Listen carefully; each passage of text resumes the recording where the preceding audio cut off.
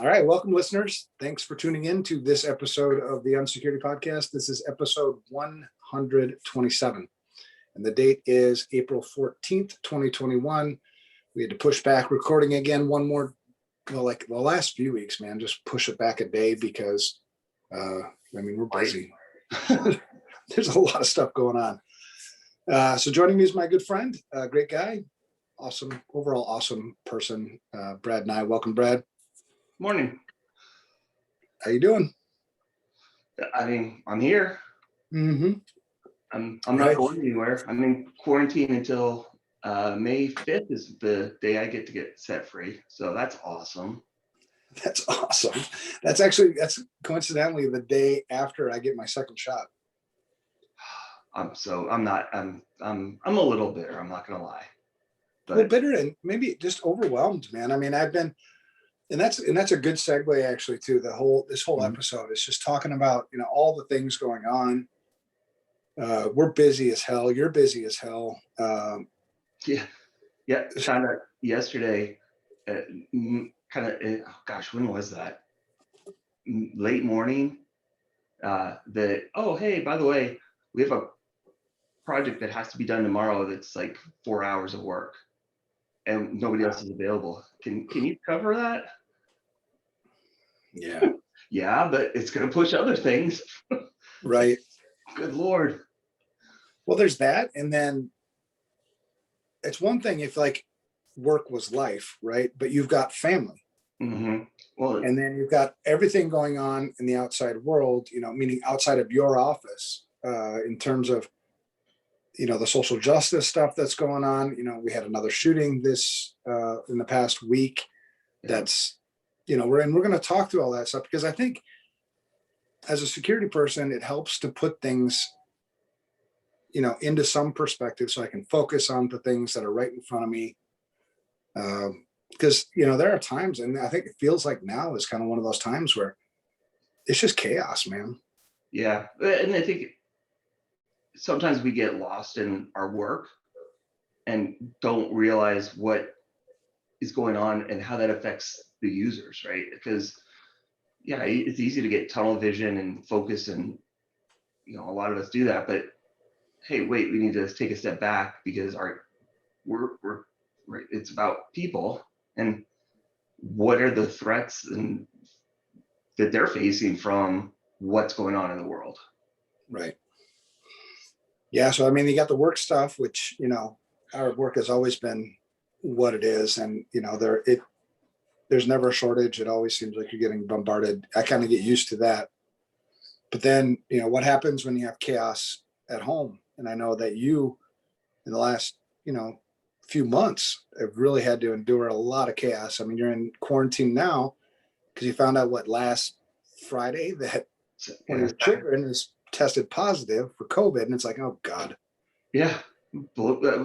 Luckily, it was our youngest, which is crazy. He's like at the lowest risk of getting it, but we think he actually got it earlier than when he got tested positive on Saturday, but the week of like the 13th, he was having headaches and nausea and all kinds of stuff for about 10 days. And then it went away and he didn't tested positive. And so we think he got it probably from school. I don't know. We don't know. Yeah. So now, he's quarantined for 10 days after the test. And then my daughters and I are quarantined for 14 days after that 10-day period expires. Even if we test negative at any point, doesn't matter. They're the schools obviously now, and so they can't go back until the 5th. Yeah. And I know, people go, oh, well, others aren't doing, following it. That's not the right thing to do. Why am I going to put people at risk? Well, and that's going to lead to, I think some of the other stuff we're going to talk about today is just the rush to judgment, where when you have so many things going on, you only have so much time that you can devote to any one thing before you're going to make a judgment and either move on or, something. So I think, some of the byproduct or some of the cause for us as human beings in today's society is we rush to judgment because we're just bombarded with information all the time. And a lot of times we don't even have a chance to vet that information. Yeah, it's a 24/7 cycle that's just constantly, yeah, like you said, bombarding you. Mm-hmm. Right. Because I've been just in the last week, because I'm a guy who I like to use reason as much as possible. I want to reason through things. I'm not, because there's also this misconception that there's either you're highly emotional or you're highly logical. And so if you're highly logical, you must not have emotion. And if you're highly emotional, you must not use any logic. But there's like this whole thing in the middle of those. And, just sharing personally, yesterday I got up in the morning and I was reading through the news and I was just looking through things, trying to get caught up with what's going on. And I see reactions of people to events, whether they be world events or they be security events. And it just hit me. It's like, none of this stuff is making any sense to me. Yeah. And so if it's not making, if at that point, if you look at the world and you think that everybody is crazy, it's just like, if you think everybody's a jerk, it might be time to get the mirror out and take a look at yourself, because maybe I'm the one who's crazy. So I was like, crap, am I crazy? So I spent, honestly, yesterday, I probably got nothing functionally done other than going through this exercise myself of like, okay, let's really dig in and figure this out, just for myself, because I don't want to speak to it if I don't feel like I have a basis for it. Right.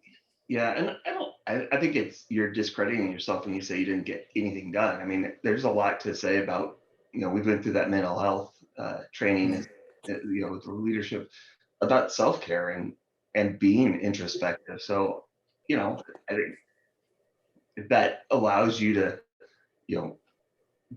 deal with it and now be more productive rather than just always having it nagging, I think that's a very productive day. Yeah.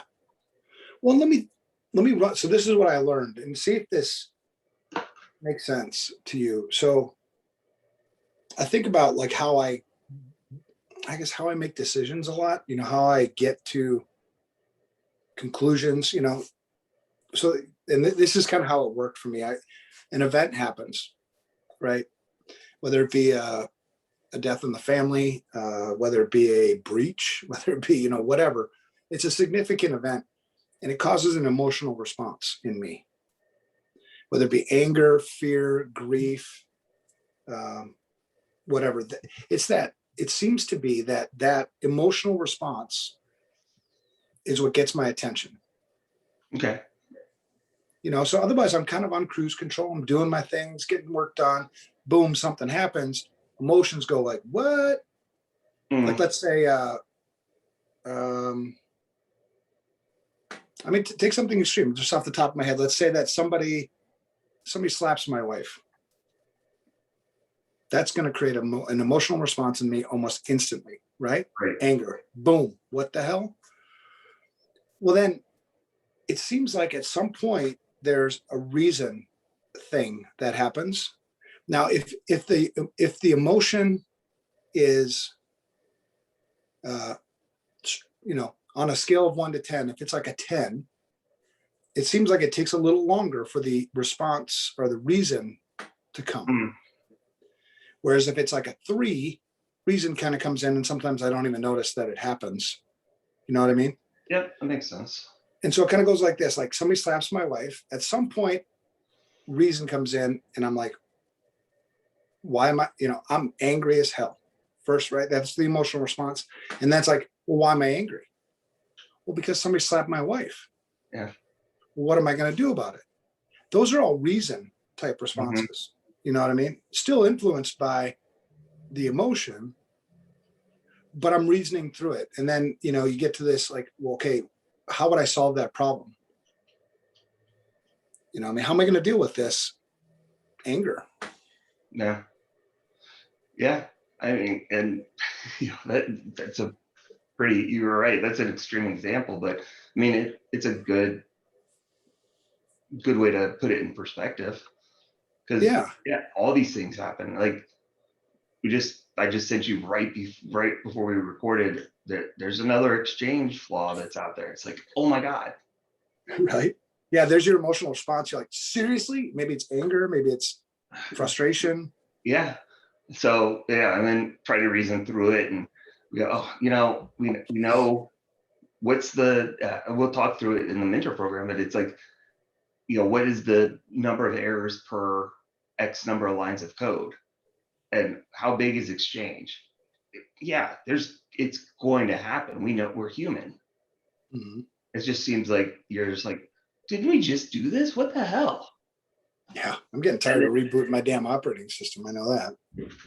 So yeah, I think you can definitely tie that exact type of reaction, and we all know that what happens in your personal life affects your work life. I mean, there's just no two ways about it. How you respond at home is how you're going to respond at work. So that it is relevant. Yeah, one, and the reason why I go through this too is because I'm not a person who, so, what motivates me in life? Like, let's just take it back even a step further, right? Because this is like who I am. And people think it's like corny or whatever, but I genuinely love people. Yeah. I love people. It hurts. It doesn't matter what color I am. It doesn't matter what walk of life it is. I want to be part of the solution. I want to help people. I don't like seeing people suffer. I don't like seeing people getting taken advantage of. It's heartbreaking to see anybody, get killed. But the event of the last week where this young man, loses his life, right, and that affects his family, it affects his community, it affects the world. So why, so love is kind of what drives all of this, right?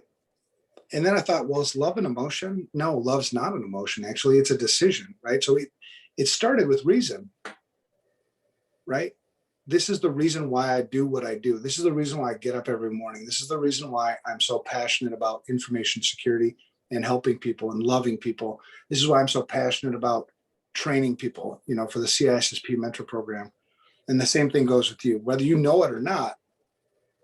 You don't do this just because, there's a reason behind doing it. Right. Yeah. I mean, I agree, and my, for me, my daughters were like, don't you wish you would have had something like that when you were doing studying? Because they're old enough to remember, like, coming home from work and just opening up the Sean Harris book and just taking notes and reading every night. And don't you wish? Yeah, that's why I'm doing it. Right. If I can give back and make it easier for someone else, and it's not an easy thing to go through. So let's help someone. Yeah. Yeah, absolutely. So, when I'm looking at like the riots that are happening in our neck of the woods, right? I mean, we're from Minnesota. Yeah. I mean, if I do a knee-jerk reaction to that, meaning I don't use reason, I don't take into account other people's perspectives and all this other stuff, you may look at the rioting and go, well, that's just stupid. Yeah. Why? Well, it's not stupid. And I'll tell you why it's not stupid, because that's an emotional reaction, right? It takes a little while before you're like, the emotions to subside. Like take like the death of my dog last year. Yeah. That hurt, right? There was nothing I could do about it. They say time heals all wounds. So that emotion over time eventually subsided, and then reason could enter into the equation. Well, and I don't know what it's like to walk in a black man's shoes. I don't know what it's like to live in that community. I don't know the level of rage and emotional response that they're going through right now. Right. Well, and just to dismiss that feeling and that emotion is, I mean, to me, it's just as bad as anything else. Like how do you, like you just said, I don't know what that's like. How am I going to be like, well, why are you doing this? I don't know. Right. If they're feeling that way, there's a reason, like you said. How can we figure that out and respect that?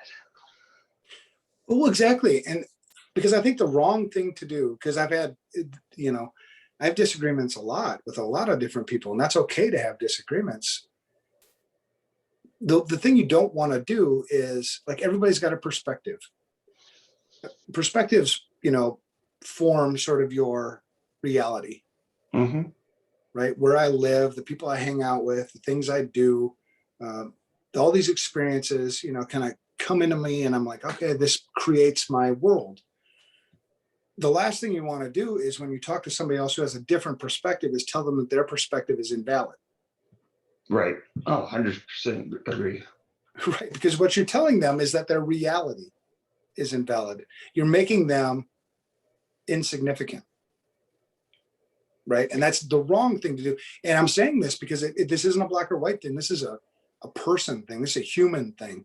We do this stuff all the time. Just on Saturday, somebody was talking about social justice warrior. It was on Twitter, and one of the people, and these are security people, right? Because we live life too. It's not all security all the time.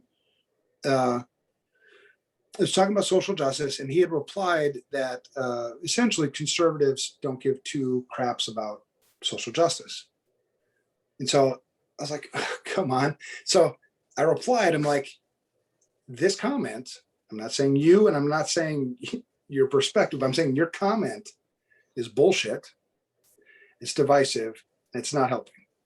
Well, it's the same as the other way. When you lump everybody under under that one stereotype, Exactly. that's not the reality. I mean, there's always going to be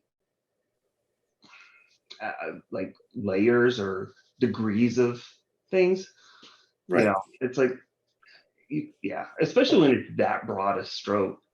Like, well, and so I replied, I said, I'm a conservative, and you have no idea how much I care about social justice stuff. You have no idea how much I pour my heart into helping other people and loving other people, regardless of your skin color, regardless of your background. You have no idea that I'm trying to work on building a nonprofit organization where we can open up training centers in inner cities, to help right. people build careers, because I think that's the solution. If you give people something, it goes back to the biblical things too, right? Teach a man to fish versus giving them fish. Let's teach them.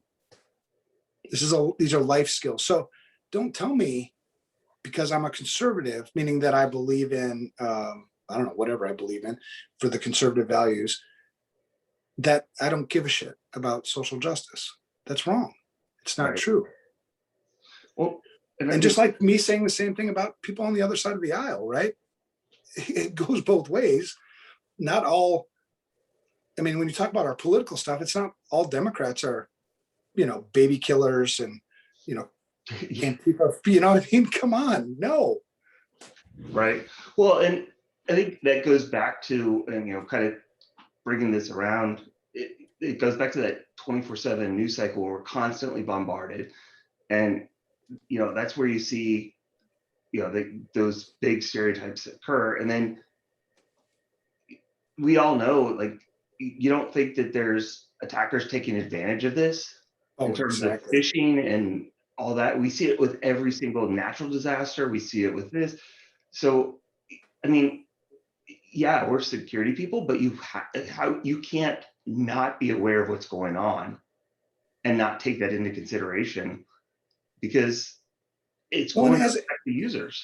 And I think one of the things that makes a security person a good security person is their ability to use logic and reason to work through problems, right? So I think there's an opportunity too to take those same skills and apply them to life, right? Like take the most recent event. Let's not, because I'm not one of those guys where I want to shy away from it. I don't want to ignore it. It doesn't go away. There's not some magical like thing that happens where it's like, hey, no problems anymore. We have to work towards a solution. And the second thing is we all have to be, or at least a huge majority of us need to be part of the solution. Right? Yeah. Otherwise, what do? Do you kill off the other half? you have to work together. So that means you have to respect each other. You have to take the time to understand different perspectives. And the way this applies to my day-to-day work, the CEO doesn't understand crap about information security. Why? Yeah. Rather than me getting angry and frustrated and beating my head against the wall, why? Well, Am I not speaking the right language? Am I not putting it into am I not packaging it right? I mean, yeah, instead of jumping to, God, he's an idiot. How does he right. get it? Well, and I think you Same hit with on it. users. Right. Yeah, absolutely. Well, I think you hit on it with the respecting, and it goes to our internal kind of mantra of give grace. Like, hey, somebody's pissing you off, or somebody does something, take a step back. They didn't, try and figure it out. Don't immediately be like, why is Evan doing that? Well, think about it and go, oh, I bet he had no idea. I know personally I did something and I got called out, and it was not intentional by any means. And I was like, oh my gosh, I am so sorry. Right. Right. Like give and the person gave grace, and they're like, hey, did you know? I was like, nope, did not. My bad. Right. Yeah. Well, that's, we can, what we witness. So like, let's say that, you and I, right, we have a good relationship, I mean, a lot of respect for each other, a lot of love for each other. I see you do something, right? What I saw was the thing you did. What I didn't see, and I can't tell, is the motivation or the intent behind it. Mm-hmm. And so that's where you need to engage. I'm like, hey, brother, did you know you did this thing? And you're like, oh no, I didn't even realize it did that. And here's why it might have happened. Yep. We don't do that. We just go like, oh, I saw this event happen, burn it down or do whatever. And that's an emotional response. But where does the reason come in? Where does like, okay, let's solve this together. Right. Well, and we see that from security people about users all the time. And, they're like, I can't believe the user did this. Well, time out. Isn't it your job to train them and make them aware so that they know not to do that? So instead of jumping to the immediately, that guy's an idiot, take a step back and figure out, what's going on, and not immediately throw blame at everyone else. Well, and how often do we, yeah, exactly, man. And how often do we ask a user what they think versus tell them what they think? Oh, and I think that's a big part of the communication gap, and something that, you've been vocal on, and I think you addressed very well in the first book. And I know we try and, preach that, and anytime we do with the phishing campaigns or whatever, it's, hey, use this as a learning opportunity. Do not punish people. They should not be punished for this. This is like, hey, this is why we're doing it. Let's use it to educate and explain, not be like, oh, I cannot believe you clicked on it. You're the only one. How is that productive? Right. Yeah. So going through that process, I think of, here's the emotion. Here's why do I feel this way? Why am I, here? And then how would I solve it? Right. What are some good, reasonable things on how to solve it? Now, if the solution seems, I think, outside of your wheelhouse, meaning it's like, this is an elephant, you know what I mean? They have a saying, right? You eat an elephant one bite at a time. Get other people involved, get other perspectives involved, and if you have it in you, get other perspectives that you're going to disagree with. Oh, I mean, that's why I was like having that diverse team. You don't want a bunch of the yes men, right? Like, right. That's not gonna usually end well. But and then I think going back to that mental health training we did, they had a really good, I guess, approach, mantra, whatever, however you want to call it. It's it's our job to recognize and understand if somebody's having an issue, but it's not our job to fix it. Bring in the right people, right? Right. You cannot fix everything. You cannot be, it's just not reality. So don't be afraid to like be like, all right, I need to bring in, you know, whoever, because I don't understand this, or I know it's above, you know, above my head. I've never dealt with this. Right. And I think, you know, going back, a lot of people don't do that because of ego, pride, whatever. But I don't know if I don't think I've ever judged someone for asking for help. Why would Right. you? Well, and you bring up a good point too, because I didn't understand one of the things. So through all of this, because I'm learning, right? I'm me. We all should be learning. So when it was somebody was talking about systemic racism, and I was like, help me understand what that is, and give me an example. And the first person I'd asked, about that, essentially attacked me. Oh, you're so ignorant. I was like, yes, that's why I'm asking. Yeah. Ignorance means I don't know something. Calling me ignorant doesn't hurt my feelings. You're calling it out. I got it. Help. Right. Well, and that's the problem. People jump to that conclusion. I don't know if you saw it. There was Hank Azaria, who does all those voices for The Simpsons. He came out, and I guess a couple of years ago said he's no longer going to do the voice of the flu, the convenience store clerk. Right. And then he came out yesterday and was the article came out, I saw, and was apologizing. And it was,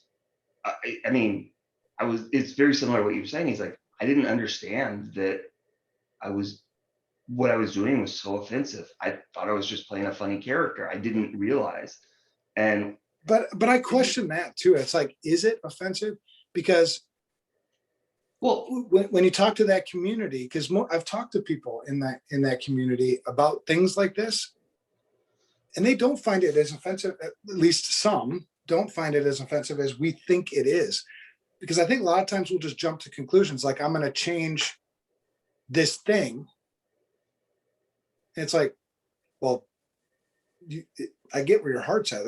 That's a good place to come from. But are we changing things, just jumping to conclusions that we need to change those things? Yeah. Well, and where I was going is that he did a lot of that self-reflection and talking to people and educating himself. And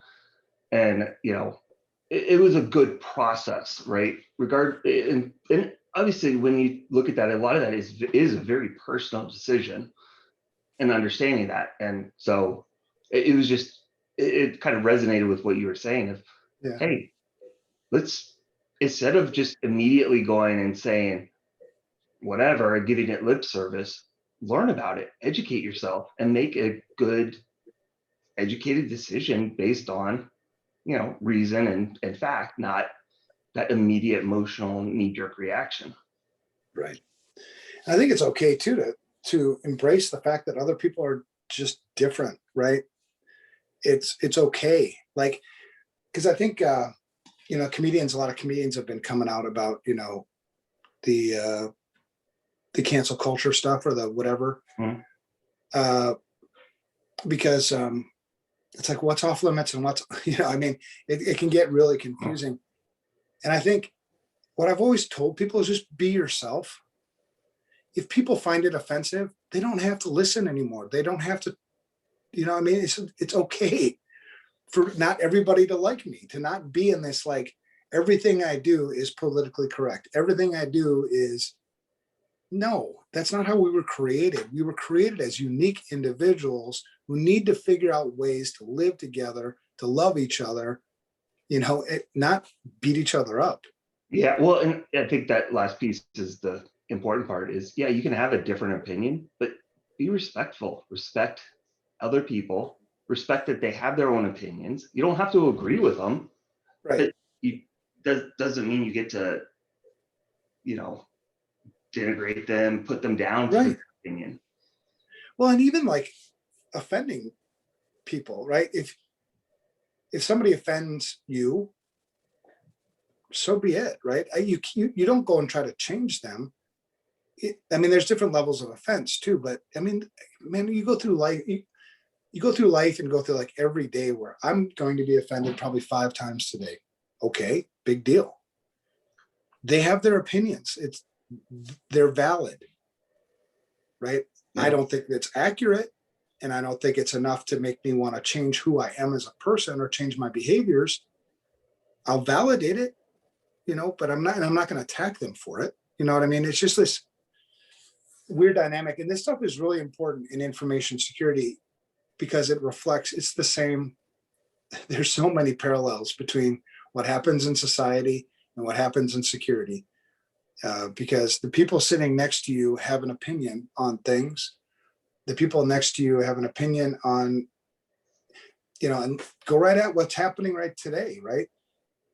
You have people that have an opinion that we should abolish the police. We have an opinion that doesn't make any sense, right? So, and they're in your workplace.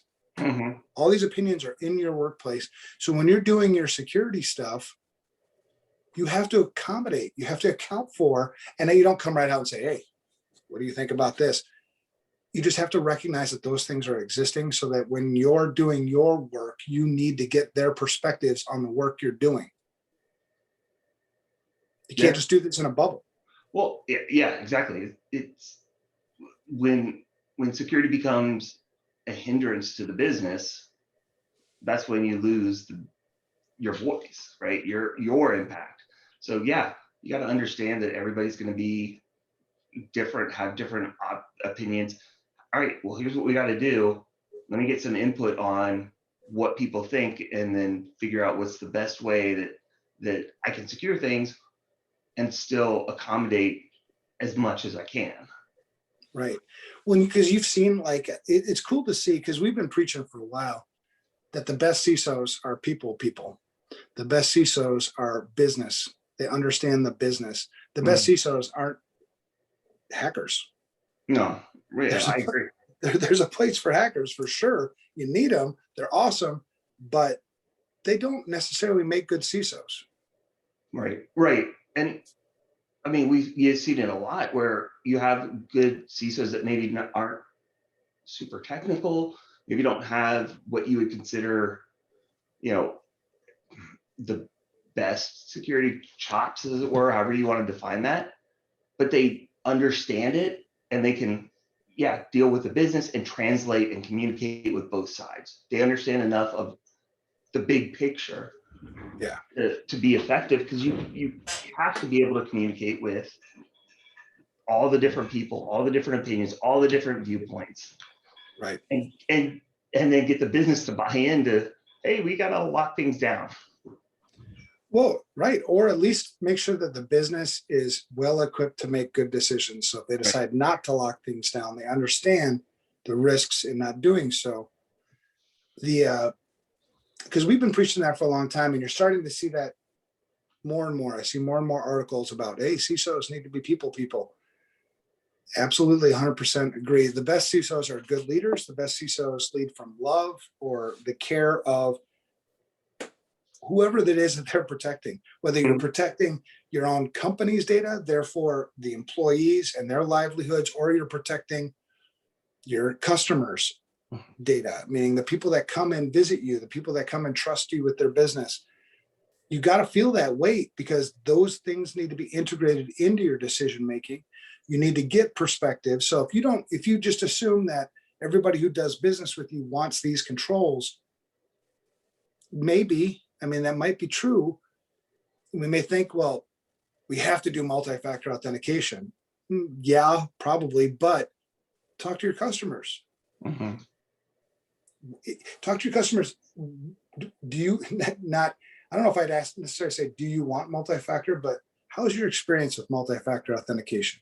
How can we make it more usable for you, more seamless?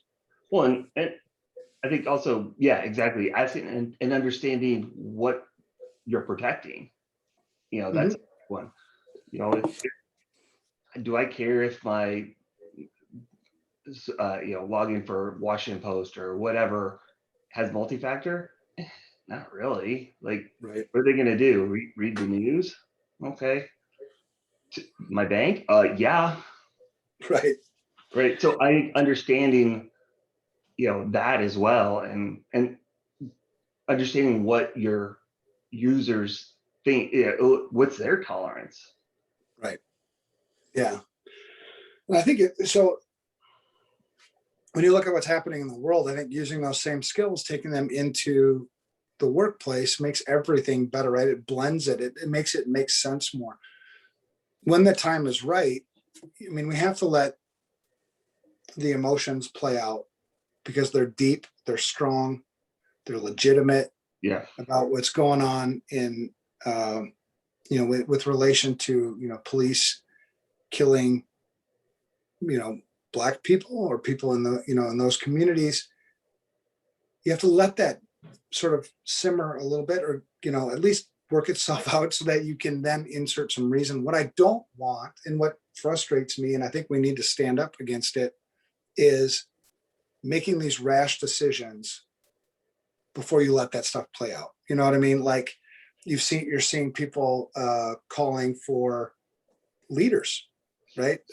Talib from Michigan, AOC, right? Calling for the abolishment of police. Well, let's talk. Okay, that's a perspective. And I think you got to talk through it rather than just discount it too, right? You don't want to be like, oh, that's just stupid.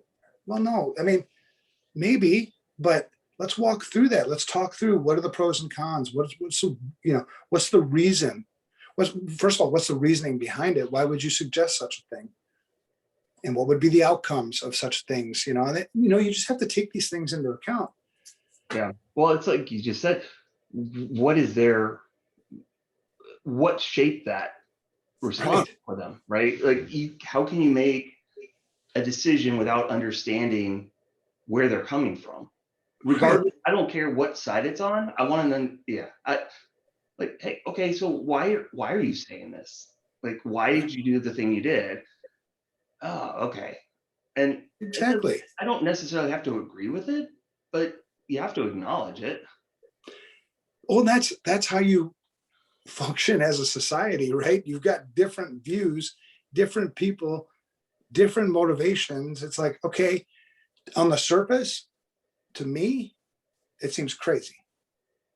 But that's your perspective. So basically what I'm telling you is you're crazy.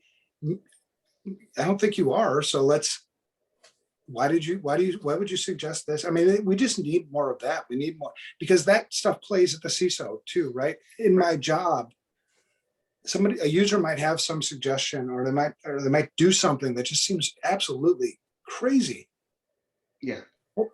Rather than just reacting out of emotion or without thinking,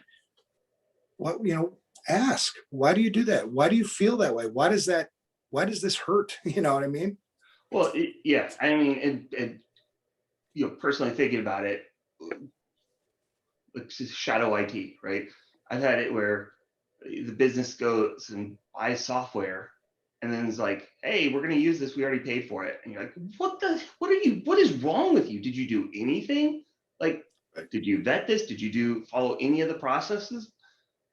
But that was my initial response. And that was not to them, right? It wasn't like to their face, but yeah, you have that emotional response. But then it's like, okay, so what is your goal with this? Why did you do this?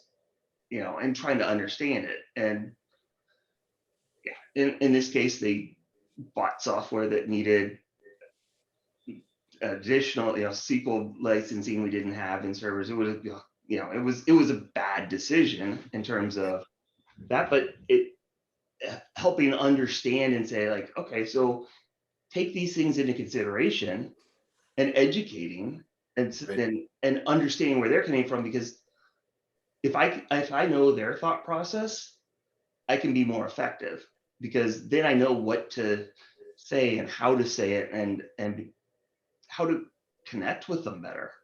Right. So that's that, right? And bundle that up.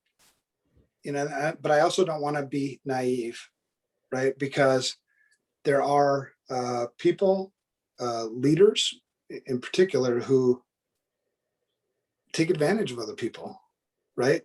There may be times when you engage with somebody and you determine that either they have no reason, or the reason isn't noble, right? Their reason is harmful, or they just they haven't thought at all, right? And so there are times too where, okay, but you won't know in particular. So I'll take that same Talib thing, because to me, on the surface, it seems crazy, but engage. Tell me the reason why this would work, why this is a good thing for us, why this is a good thing for society, rather than just count it and call you crazy.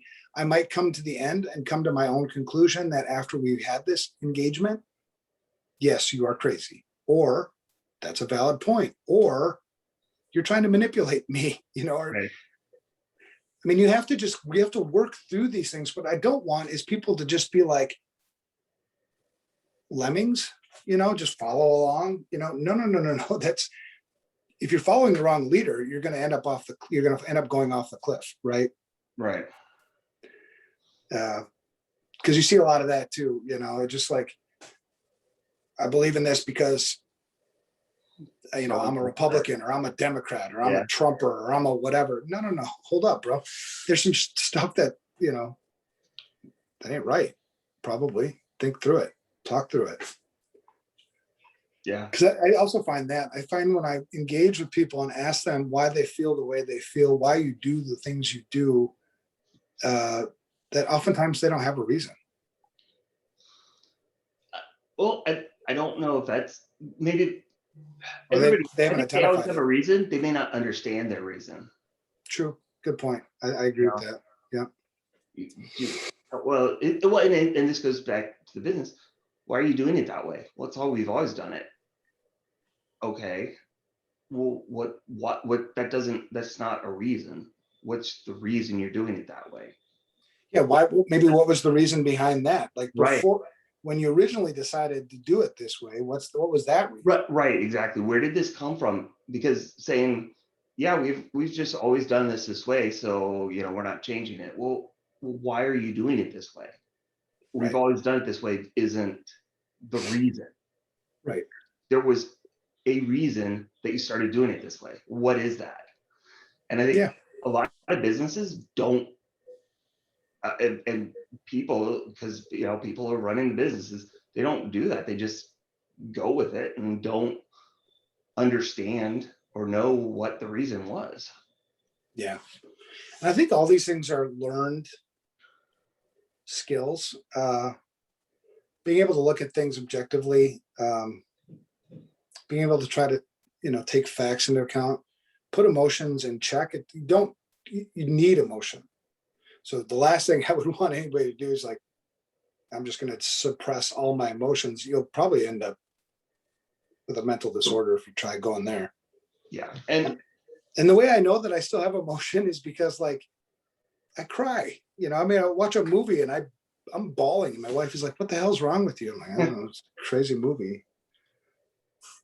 And I care deeply about that, about any community. I care deeply about the Black community, but I'm also not going to just do, what do they call that? When when you say, like, I use this for, I can't remember the word, but it's basically saying I care because it's, I'm going to get points. Yeah. I know. Yeah. I don't know. I get what you're saying. It's not just lip service. No. So, and if we don't do something, we're just going to repeat this again and again and again. And it's going to get worse and worse and worse. Just like any other problem you ignore. Right. Well, and yeah. How does this not bleed into the business? Right. And just think about it from a physical security perspective. And I'm not just, are you taking these things into consideration? Because you have to know where you're at. You have data that you have to protect, regardless of what the threat is. Are you aware of these areas, or right downtown? maybe is a higher threat than, a small country, city or town, right? So, understanding the big picture, looking at this holistically is really the only way to be successful, or, go towards being successful.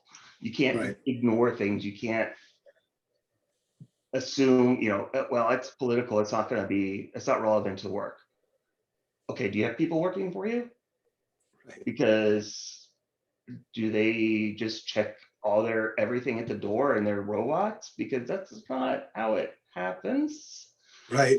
Yeah, we had like one of the CISSP students, reached out to me. This is somebody that, I already know that, and she lives in, I don't know, South Minneapolis, or, somewhere in, sort of the hot zone, right? Where the Right. emotions are running high, where people are, they got to work it out, and she, messaged me and said, hey, I'm not going to be able to make class tonight, because, I'm just kind of I think an emotional Mm. wreck maybe. And just, kind of working through all these things. I'm like, hey, don't worry about it. It's recorded. Uh, but, maybe even taking inventory of where you don't want to violate privacy, but do you have employees who live in places where there are some really significant physical threats and you don't know? And maybe you can reach out and help, maybe you can, uh, I want to be really careful because I see it happen on both sides, man. I mean, you got to be able to, just respect and incorporate all these opinions, because you've got, this, it's highly emotional. There's a lot of, and call it what it is, right? Rioting is rioting, but okay, right? Good. We're not going to rush to judgment and just say, well, rioting, screw you, send in the National Guard. They need to, they're people that are deeply, deeply affected. Their emotions are running high. You can't invalidate it. You also don't condone it, but you're like, when the time is right, we can have a good, logical, reasonable discussion on how we can solve the problem. Well, And that's what needs to happen, man. yeah, and I think a lot of it goes back to, mental health. This has been long simmering. This didn't happen overnight, right? This No, is a long time of the emotions and building up and not having a release because people weren't willing to have that open conversation. Because it is, let's be honest, it's uncomfortable. It's not always a good, fun conversation to have. But but I think the more you talk about it, the more it does oh, become a comfortable conversation, right? I agree. It's getting that started, right? Because so many times people just rush to judgment. Well, like you said, you're ignorant. Well, yeah, help me. But Right. people don't think that second piece. They stop at, well, why are you so ignorant? I want to learn. Like I am and there's, acknowledging it. well, and really, I mean, when you look at yourself, right? When I look in the mirror, there are many, many things I'm ignorant about, right? I ask questions about the things that I care about. So take it that way rather than like, oh, you're so ignorant. I'm glad you're asking questions, because here's the thing. Another thing that doesn't help is for us to be guilty about who we are, for us to feel like, you know, take white privilege, for instance. That's one thing that's been kicked around a lot. Well, white privilege is a bad thing. That's not true. Privilege is not a bad thing. It's how you use privilege that's the bad thing. If I use privilege to beat down other people, if I use privilege to hold other people down, if I use privilege to in a selfish way, that's probably bad. If I use privilege as a way to help, to give back, to solve problems, well, then that's a good thing, right? So, but it in and of itself is not a bad thing. It's how you use it, right? It's just a, basically it's just a hammer. I have a big hammer, so let's use it to break down some walls or whatever. I mean, I don't know, Yeah. because I don't feel guilty about being a white man. That doesn't help. That's not solving the problem. right? Me feeling guilty for who I am, how does that solve problems?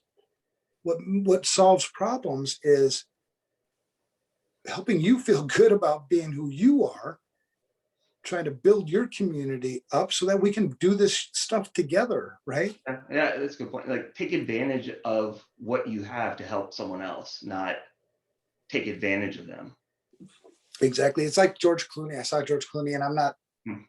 I kind of like him, kind of don't, but I think I saw something like he called or emailed or something the attorney in the Chauvin trial and all that stuff, and gave some tips. And I'm like, okay, here's a guy with a net worth of $500 million, lives in a place that you and I have never seen. You know what I mean? Right. Talk about perspective. And he does that thing, that virtue signaling. Is that what it's called? Virtue signaling. Virtue signaling. Okay. It's where, I'm signaling that, hey, I've got these virtues, but really, do you put some action to it, right? If you cared so much about certain things, certain communities, you would give more to it. You participate more rather than lip service, rather than, an email here or, and I don't know what else George Clooney does. So I'm rushing to judgment myself on that. There's probably a ton of things I don't know, but on the surface, it's like, okay, do more. When you have like, Jeff Bezos, for instance, I mean, you've got billions and billions and billions of dollars. If you truly wanted to make an impact in inner city communities, I think you could. And I don't think it'd set you back much in terms of your lifestyle or quality of life. Yeah. Well, and I'll jumping to, I don't know what he does. I don't either. It's like, hey, you've got all this money.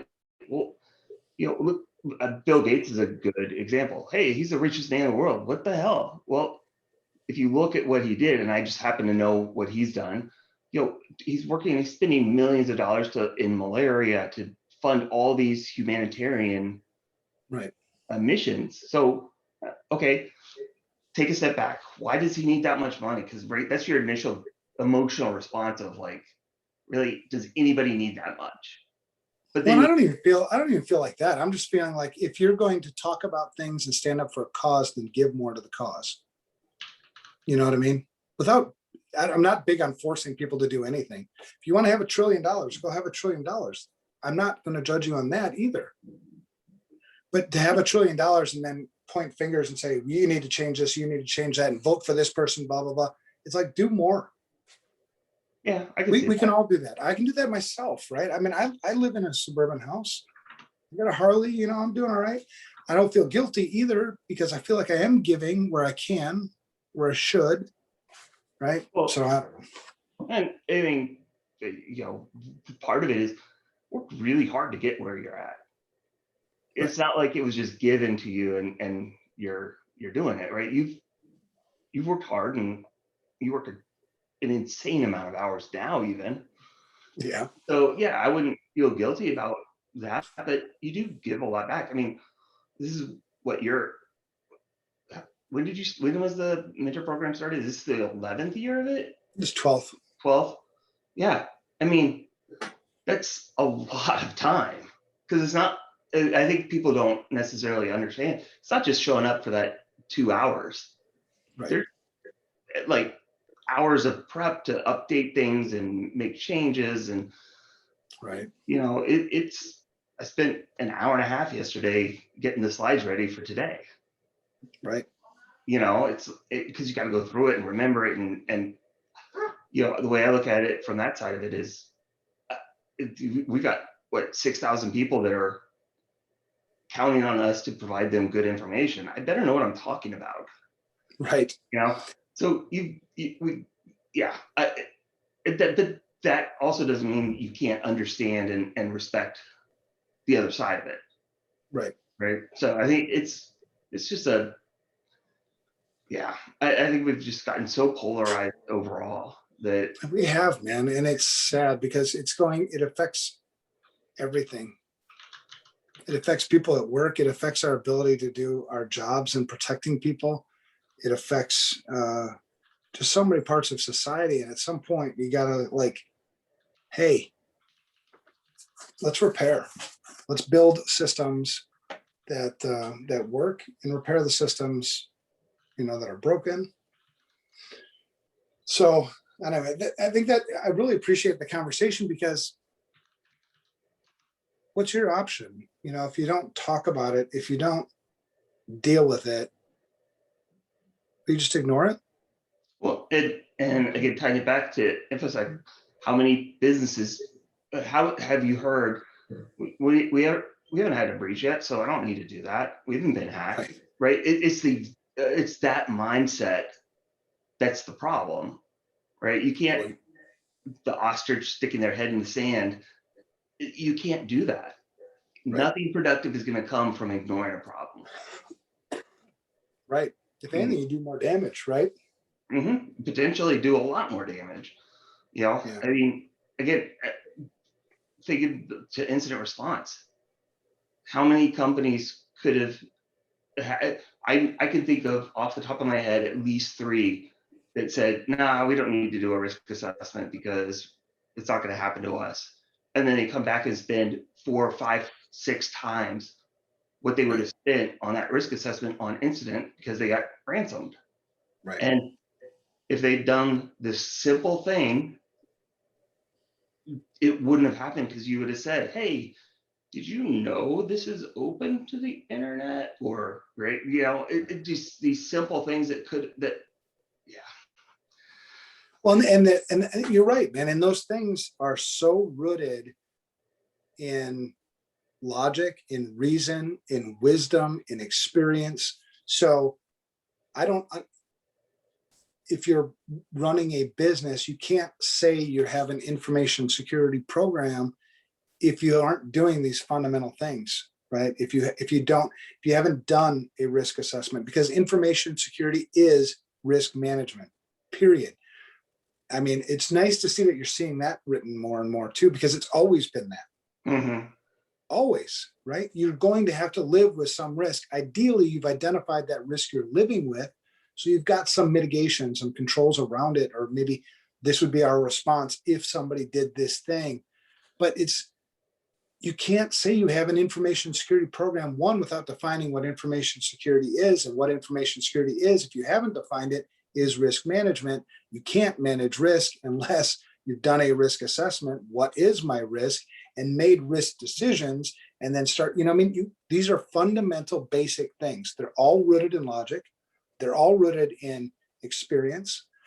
And if you're not doing it, you almost have a basis to judge, but there must be a reason why you're not doing it. Let's talk about that. Do you not know what information security is? That's okay. I mean, a lot of times we attack people because you don't know what this means. Well, yeah. I think that goes back to exactly what you're saying of the, what you're ignorant. Yeah. But the flip of that is a lot of people don't want to admit it because so many people have that response, right? Hey, I need help here.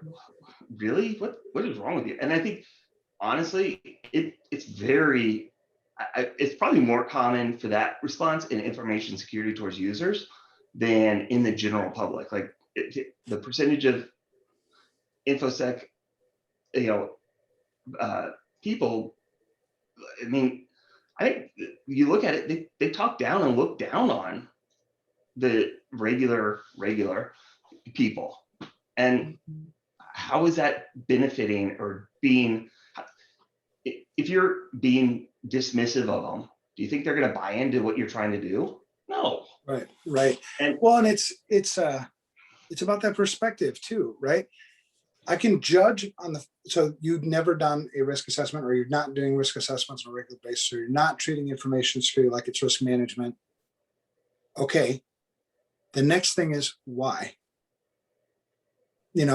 Understand the reason why they're not. Is it too complicated? Have you done one before and it was a poor experience? Have you done one before and the report just sat on the shelf and you saw no value in it? There's a reason why you're not doing this. Is it too expensive? Do we need to drop price so that it can be more affordable for you? Is it operationally cumbersome? Do we need to figure out a way to make it more operational for you? Mhm. I mean, instead of just saying whatever, or just moving on. I mean, I think a lot of times just have a conversation about it. How are you doing information security? Oh, you're doing, these things, as a friend or as a, whatever. And once you built that rapport, I'd like to point out some things I think you're not doing right. Yeah, that's how, and it's a lot about it, how you approach it too.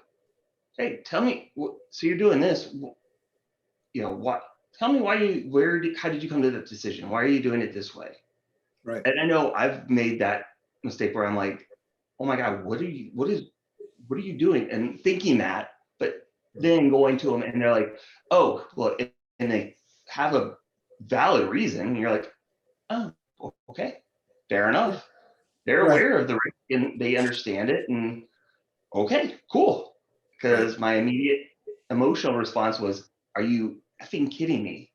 Right. Why did you do it this way?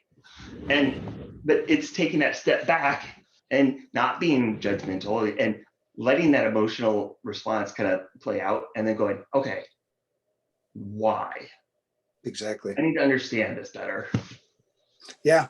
Well, in reaching out to, we did that survey about, where we asked users, a whole bunch of questions and yes, no, kind of objective questions. And these were normal users. And we knew they were normal because we filtered them out, right? We surveyed, I don't know, 1,000 some odd people. And the one question that was open-ended was what can we do to make information security more, I think, usable or valuable for you? And made a word map out of it. And the one thing that stood out of everything else was simple. Mm-hmm. Make it simple. And it's like, I mean, that was like an epiphany, right? They told us that essentially what's the opposite of simple? Confusing. That information security is too confusing, too complex. Okay, well then let's simplify it. And that went into, really all of our things. Let's simplify it, right? Simplify doesn't mean easy. Those are different words. Mm-hmm. Simplify doesn't mean you take shortcuts. It doesn't mean less comprehensive. Simple just means instead of a 15-step process for something, why don't we do a 3? Or screenshots, pictures that anybody understands, right? They're going to be in an application. Words don't necessarily help. You can have 5 pages of instructions. Maybe it only takes 5 pictures and they're like, oh, okay, click here, do this. I get it. And you never would have learned that. You may have gotten to that conclusion at some point, but unless you ask for their perspective, why? Because essentially, you told me that this is the number one thing that I can do to make your life easier with security. Well, then let's make your life easier. Let's break down that barrier. Yeah. Well, and it comes back to knowing the business and understanding the best, what's the best way to communicate with them that's going to resonate. And it comes back to being, like you said, being a people person. You can't do that if you don't understand people. Right. And I also don't want to discount. Some people aren't people. Right. There's a place for you too. So don't worry, don't freak out about that. We're all built kind of differently. So how can we use those skills, to further this? Because I also don't want people to feel guilty because, I'm just an introvert. I don't want to go out and talk to people. I don't want to understand people, but you can still, I think, take some time and not rush to judgment. Maybe, spend some time understanding problems a little bit more before maybe, rushing to a solution. So it's always what I've said too. Like I've been enough times in board meetings where it's like, I want to go with facts because I can defend facts. If something's an opinion, I better have a really strong basis for my opinion because that's going to be challenged and I don't have, that it starts getting fuzzy there. So, yeah. All right, let's get to some news, man. Good discussion. Did you like it? Yeah. And I think, it puts hopefully a human aspect on security. Like you said, you can't can't dismiss anything. Like it is all relevant at the end of the day. And I think a lot of people miss that. For sure. Absolutely. There's no perspective anywhere that's not relevant, even in crazy people, because their perspective makes their reality. Yep. Right. So as you explore their perspective, you may come to the conclusion that there's no basis in reason, which then does make it crazy, because that's what crazy is, when there's no logical reason for the behavior, or the thoughts. Right. Yeah. All right. So I got some new stuff. We don't have to go through it, all that quickly. I think it was interesting that Europol. So this is a story from InfoSecurity magazine. The title is Europol: virtually all crime now has a digital element. Yes, that's true. Well, I think I'll be honest, I haven't read the article, but immediately my thought is, well, do criminals carry around smartphones? Are the pings and location? Yeah, that's digital. It has a virtual or digital element. Right. Well, one of the quotes from Europol is, criminals are digital natives. Virtually all criminal activities now feature some online component, and many crimes have fully migrated online. So we knew this was coming. We've been warning it for a while. It's nice to have some, I think, validation from somebody who I think can be trusted. But it's real, and the thing is you can't separate anymore. And we've been preaching this, and I hope it resonates with people. You can no longer separate the digital from the physical. They're integrated, right? Unless you live out in the woods somewhere where there's no, but even there's satellites, there's other things that, there's something there. So if that's true, then my ability or inability to protect information has a direct correlation to my ability or inability to protect physically, to protect safety, to keep my family alive. And that integration and that correlation is just going to get tighter and tighter and tighter. Right? Because cars will drive themselves. Your phone, it goes everywhere with you. You've got smart homes. So now the heating is controlled. If you have a flaw, people are going to die more. I'm sorry, that's just the reality. And the sooner you learn that, the sooner you start applying that, the better you're going to be. All right. So that's that article. What else do I have? I thought these were interesting because you don't hear the Federal Reserve speak too much about cyber risk. Yeah, I read that the other day. I was like, I'm thrilled to see that it's getting that attention. Yeah, and let's hope it's not too late. I was gonna say it's a little scary, but it's great that it's at least on their radar. Well, it's nice to see that we've been screaming, and then okay, you have to identify the problem first before you can. You have to identify that a problem exists before you're going to do anything, right? Mm-hmm. So this first one is from Dark Reading. The title is Federal Reserve Chairman. It says cyber risk a top threat to national economy. And there's a follow-up to that from Security Week. Not a follow-up, but a supporting article from Security Week that says Fed chair says cyber attacks main risk to U.S. economy. So there you go. And so you'd hope that we'd, from a government perspective, from a federal government perspective, identifying that these things are true, looking at what happened with SolarWinds and everything else, that we would maybe create some relevant laws, relevant and effective. Yeah, we can hope. Oh my gosh. And if you're going to do that, just like we've been preaching in here, you have to get a lot. And I mean, you have to get a lot of perspectives. Mm-hmm. When you talk about like that Senate Intelligence Committee meeting, when we had, kind of the four of the biggest companies in our industry who just were involved in the breach, if that's all the perspectives you're going to get, that's not going to work. Not well. But talk to the small business.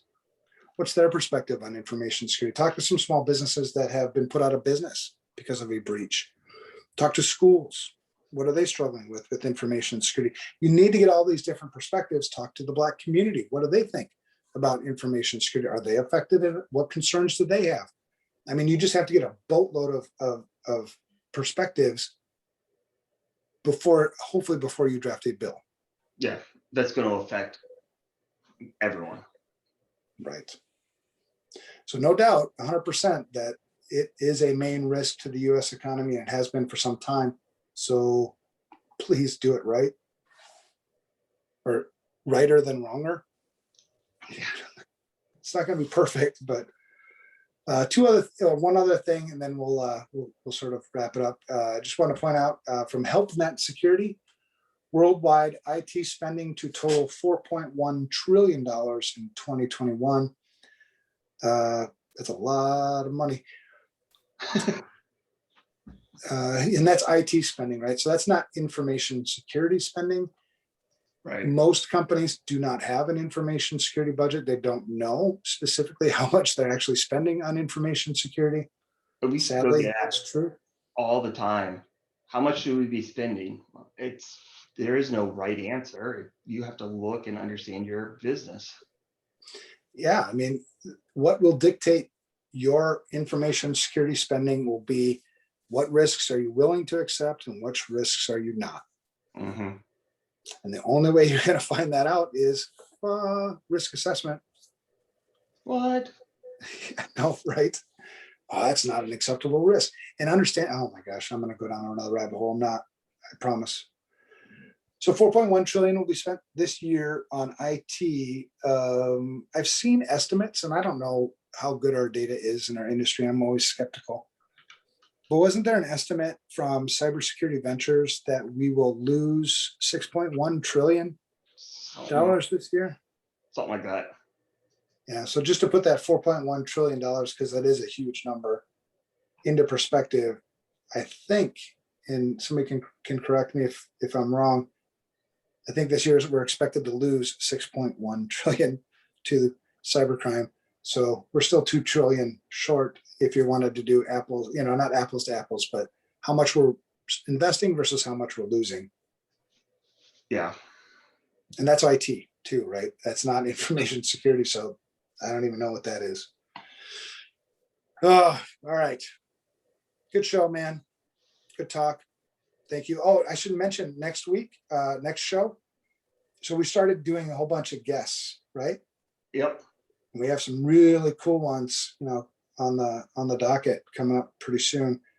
Actually, next week, Roger Grimes will be joining us. Very cool. I'm excited for that one. Yeah, he's one of my. Well, I'm excited for all the guests, let's be honest.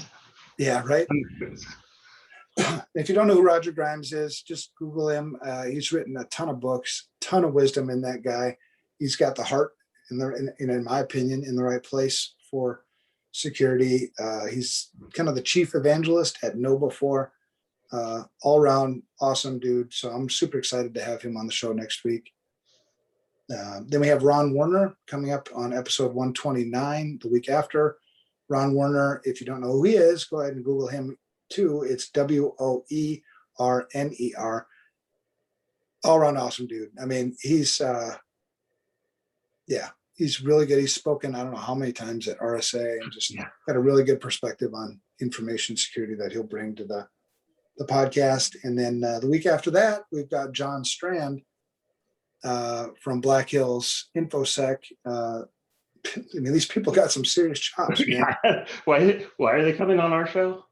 Well, because, I think it was yeah. Well, I think we're humble guys. I think, in some respects, we don't give ourselves credit for being as good as we are, which is good, by the way. I don't want to be a big head guy. Yeah. So I think come away with some value, and certainly we'll learn a lot from them. I love to hear what they're doing, what they're up to. And I think our listeners get to sit in on all that conversation, so they'll get some good perspective too. Yeah, no, it's going to be a great conversation. I'm really looking forward to this. Yeah. And then we're filling up after that too, right? We've got, that takes us through episode 130. And then, everybody that we've reached out to has been very like, yeah, I'd love to come talk. So we'll have more. All right. Shout outs. Any shout outs this week? I guess Your wife for putting up with you and keeping you sane through all this crap going on. Yeah, my gosh. and my daughters for having to go through this, and my son for being as good as he's been. Like, he's gonna miss a month of school, and he was asking for, what can I do? Like, what kindergartner asks for schoolwork? Right. And I'll give a shout out to you, man. I mean, I'll give a shout out to you for persevering, for sticking. It's hard. You're going through a lot of stuff, and I appreciate how you keep things together. I think you set the example for a lot of other people that are watching you. People watch leaders, and so people are watching how you're handling this, and I think you're setting a great example. So thank you. Yeah, ask me in 3 weeks after I have been stuck in the house with everyone. If you need me to drop something off on your doorstep, man, all you got to do is give me a ring. Luckily, Katie is fully vaccinated, so she's safe. So we're not, it could have been much worse. And at least it's not January. I can get outside and get some fresh air. So I'm not totally stuck in the house. And it's not 20 below out. So looking at the positive, it could have been a way, way worse. Well, that's hope, right? I mean, you got to have that hope. All right. Closing. Thank you to all our listeners. Send things to us by email if you want. We're not good at responding, but we do get to it eventually. Our email address is unsecurity, so at protonmail.com. If you're the social type, socialize with us on Twitter. You're bound to find, for me anyway, some controversial, weird stuff that I like yesterday. I posted, I was talking with Jeff Ward at the office, and I'm like, I'm gonna start calling the plural of database. And so if you have a whole cluster of databases, I'm gonna call it a flock of database. There you go. And so I tweeted that, and you get some of that weird stuff from me. But I'm at Evan Francine. Brad is at Brad Nye. Other Twitter handles, if you're interested, are we have the UNSECURITY Podcast, which isn't super active, but that's at UNSECURITY Social. Security Studio is at Studio Security. A lot of really cool things happening there. FRSecure is at FRSecure. That's one of my, I'm biased, but I love following that one because I like the memes that you guys are putting out kind of regularly. It's fun. They're doing a great job. Pretty funny. Yeah. All right. So that's it. We'll talk to you all next week. Roger Grimes will be with us. Thanks.